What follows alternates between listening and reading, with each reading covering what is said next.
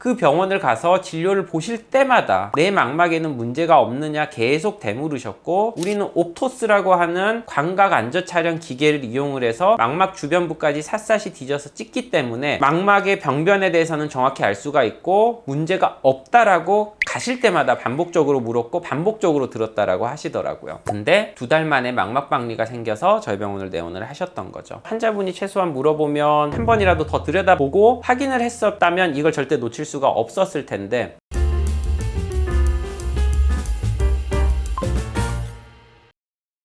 안녕하세요, 하얀가의 천서 원장입니다. 오늘은 백내장 수술 받을 때 이런 병원들은 좀 피하세요 라고 과거에 몇 번 영상을 올려드렸던 적이 있었는데, 이제 환자분들은 그렇게 생각을 하시는 분들도 계시거든요. 결국은 니네 병원 뭐 광고하는 거 아니냐, 뭐 어떻게 보면 그러실 수도 있죠.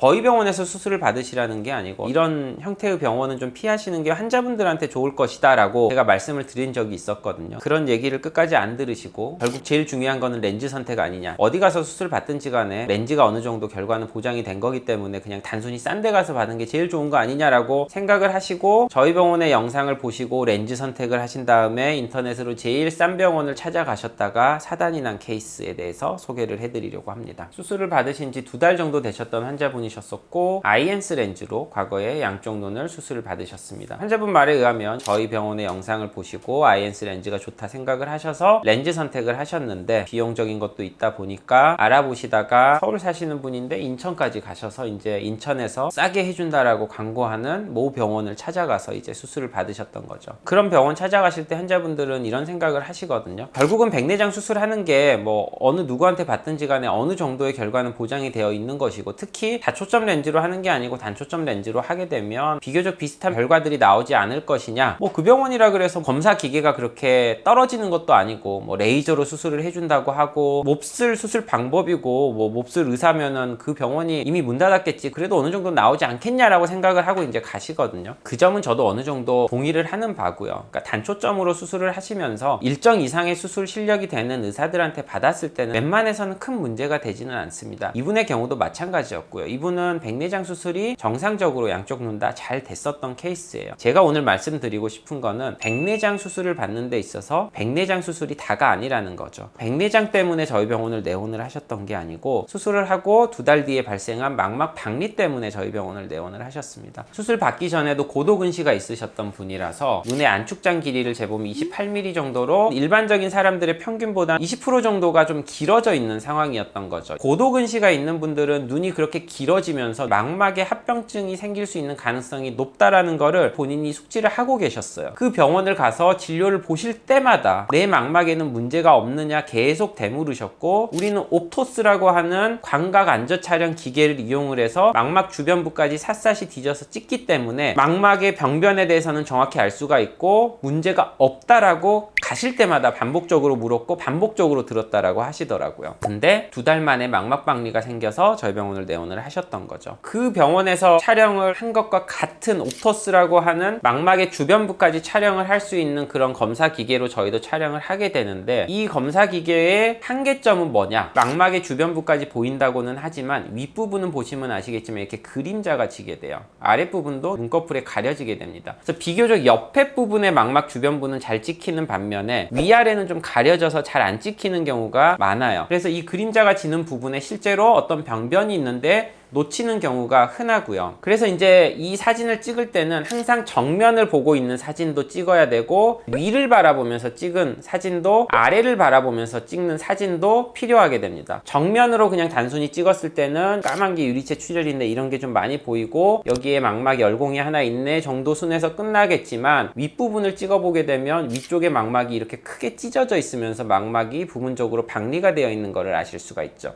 여기서 보이는 것도 이 박리의 일부분이고요. 실제로 사진에선 보이진 않지만 박리가 더 진행이 되면서 찢어진 부분들이 사실은 더 숨어 있게 됩니다. 이런 분들은 꼭 세극등 현미경이라고 하는 검사 기계로 직접 검사를 해봐야 되고요. 주변부를 샅샅이 특수 렌즈를 대고 검사를 해보게 되면 이런 식으로 망막이 박리가 되어 있는 게 발견이 되게 되고, 망막도 굉장히 이분은 많이 찢어져 있었거든요. 뭐 그 병원에 다시 돌아가서 물어보면 그동안은 원래는 괜찮았었는데 이때 새로 생긴 병변이다 라고 얘기를 할 수도 있습니다. 네, 맞아요. 망막 망막박리는 이때 생긴 게 맞을 수가 있는데, 이 망막박리가 생긴 원인은 이 환자분이 고도근시로 인해서 눈 주변부에 생기는 격자변성이라고 하는 망막의 변성 때문에 망막박리가 생긴 거거든요. 격자변성이라고 하는 거는 어쩔 수 없이 고도근시 때문에 생긴 거는 맞지만, 격자변성이 생겼다고 해서 그 사람들이 모두 망막박리가 생기는 건 아니거든요. 사전에 망막박리가 생기지 않도록 예방적인 레이저 치료만 간단히 했었다고 한다면 이 정도 문제까지는 일어나지 않았을 거예요. 근데 이분은 망막 검사를 제대로 시행을 하지 않았고 단순히 사진만 찍어서 대충 보고 사전에 예방적인 레이저 치료를 받지 않으셨기 때문에 결국 이런 사단이 나버렸고 수술까지 받게 되셨던 거죠. 그런 병원들을 소위 제가 얘기를 할 때 공장형식의 병원이라고 하죠. 이거는 비단 백내장 수술뿐만이 아니고 시력 교정술을 하는 병원들에도 마찬가지로 해당이 되는데요. 그런 공장형 타입의 병원을 가게 되면 내 수술을 해준 주치의가 수술 전에 검사 보고 상담도 해주고 수술 후에도 계속 진료를 봐줄 것처럼 수술 전에는 설명을 하지만 대부분 수술하고 나면 뒷전으로 이렇게 가버리거든요. 그런 병원들은 대부분 이런 망막 검사에 대해서는 사진은 찍지만 대충 보게 되면 놓치는 경우들이 많고 수술로서 수익 창출을 해야 되기 때문에 우선 수술시키고 보는 거예요. 그럼 그 다음에라도 경과관찰을 하면서 환자분이 최소한 물어보면 한 번이라도 더 들여다보고 확인을 했었다면 이걸 절대 놓칠 수가 없었을 텐데, 수술을 하고 나니 그 다음부터는 사실 돈 되는 게 아니거든요. 그렇기 때문에 그냥 검사만 하고 검사상에서 안 보이니까 괜찮겠지 하고 넘어가 버리는 거죠. 결국 이분은 당일날 응급수술로 유리체 절제술을 하시고 눈 안에 가스를 넣어놓은 상황이고요. 이제 가스를 넣어놓게 되면 이 망막이 찢어진 부분이 더 잘 보이게 되는데, 아까 사진상에서는 여기까지만 찢어진 걸로 보였지만 사실은 여기까지가 격자변성이 생겨 있어서 보시면 격자변성이 생긴 사이즈가 7, 80도 정도는 되거든요. 그러니까 90도 정도 되면 자이언트 테어라 그래서 거대 열공이라고 우리가 얘기를 하거든요. 더 위험한 거죠. 그만큼 큰 격자변성이 있었던 환자였는데 위쪽에 하필 있었어 가지고 옵토스 검사 결과에서 찍히지가 않으니까 놓쳐버렸던 거죠. 위쪽을 바라보고 찍는 검사를 한 번이라도 했었다고 한다면 발견이 되지 않았을까 싶기도 한데, 어쨌든 왼쪽 눈도 정상이라고 얘기를 들으셨다고 하더라고요. 왼쪽 눈 옵토스 사진을 보시면 사실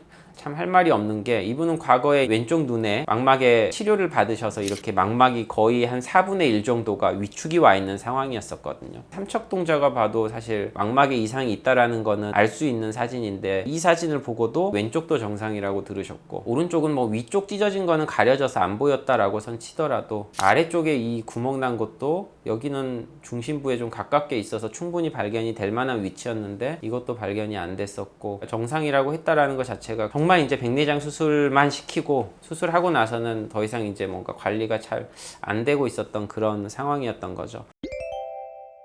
꼭 저희 병원이 아니더라도 조금 더 세밀하게 봐줄 수 있는 병원에 가셔서 수술을 받으셨다고 한다면 이런 병변들이 사전에 발견이 돼서 망막 수술까지는 안 오셨을 수도 있거든요. 비교적 더 저렴하게 백내장 수술 받고 망막도 문제 없이 넘어갔을 수도 있었을 건데, 싼 데서 수술을 받으시고 망막 수술까지 비용이 나가게 돼서 결국은 뭐 돈을 전혀 세이브하지 못하는 상황이 돼버렸던 거죠. 오늘 제가 이렇게 말씀드리고 싶은 거는 기계가 좋습니다, 레이저로 수술을 합니다, 우리가 제일 싸요, 광고를 보시고 혹해서 가셨다가 백내장 외적인 이런 다른 질환이 동반되어 있는 경우에도 그런 거에 대한 감안이 전혀 되지 않고 단순 그냥 백내장 수술만 당해버리고 이제 다른 처치가 안 돼서 2차 수술을 받아야 되는 좀 상황이 올 수가 있어서 종합적으로 감안을 해서 수술 받는 병원을 선택을 하시는 게 좀 중요할 것 같고요. 백내장 수술을 받으실 때는 뭐 렌즈도 중요하고 수술 장비도 중요하고 검안 장비도 중요하고 뭐든 다 중요하지만 그 장비로 찍은 검사 데이터를 얼마나 정확히 분석할 수 있는지, 그리고 얼마나 세밀하게 환자분 눈을 검사를 해줄 수 있는지, 이런 것들을 좀 종합적으로 따져서 수술할 병원을 선택을 하시는 게 중요할 것 같습니다. 이런 망막박리라든지 아니면 백내장 수술을 하는데 동반되어 있는 다른 질환 때문에 궁금하신 점이 있다고 하신다면 언제든지 밑에 댓글 남겨주시고요. 제가 직접 댓글 달아드리도록 하겠습니다.